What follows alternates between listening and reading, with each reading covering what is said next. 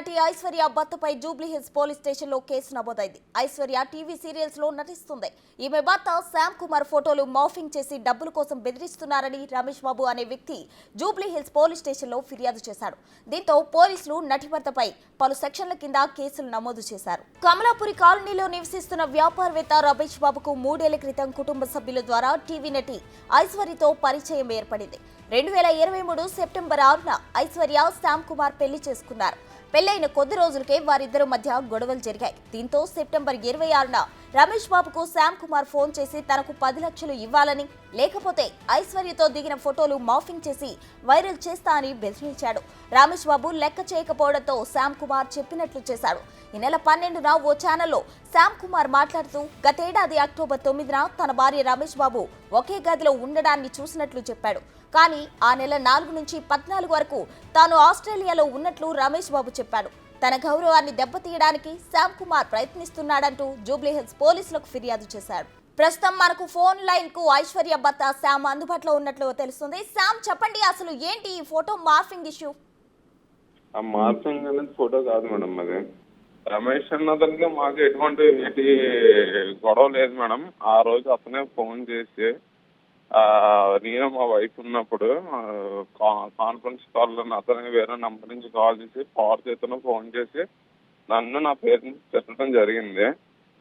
ఆ తిట్టిన టైంలో అతను స్క్రీన్ రికార్డింగ్ చేసి వాళ్ళ ఫాదర్ పెట్టడం జరిగింది. అమ్మాయి వాళ్ళ ఫాదర్ పెట్టి ఎవరు ఇలాగా తిడుతున్నారు, మీరు ఏంటి ఇలా పట్టించుకోరు ఏంటి, సో అక్కడ ఇష్యూ అయినప్పుడు ఇలా చూసాం మేము అనేసి చెప్పడం జరిగింది వాళ్ళ ఫాదర్కి.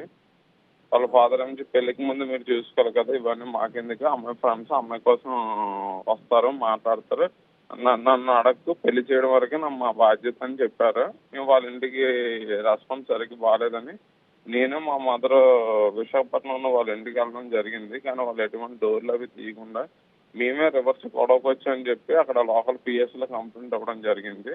దాని గురించి పోలీసు వారు ఎటువంటి ఎంక్వైరీ చేయలేదు, ఏదేం చేయలేదు. నెక్స్ట్ ఇంకా నేను మా వైఫ్ తరచూ ఫోన్ కాల్ మాట్లాడాం, వాళ్ళ ఇంటికి వెళ్ళి మాట్లాడమని బతిమాడమని చెప్తే సరే కలిసి ఉండాలని తనకి కూడా ఇంట్రెస్ట్ ఉంది కదా అనేసి మేము ఆ ఇంటికి వెళ్ళడం జరిగింది.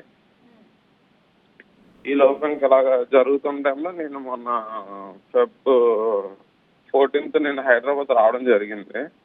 తను కొన్ని గిఫ్ట్స్ అవి కొన్నాను, ఏ గిఫ్ట్స్ కొన్నానో దానికి సంబంధించిన వీడియో కూడా ఉంది నా దగ్గర.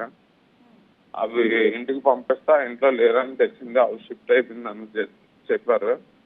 వెంటనే వాళ్ళు మ్యూచువల్ ఫ్రెండ్స్ ఉన్న వాళ్ళకి ఇంటికి వెళ్ళి గిఫ్ట్ ఇవ్వడం జరిగింది. నెక్స్ట్ ఆ సేమ్ డే నేను విశాఖపట్నంకి వచ్చాను.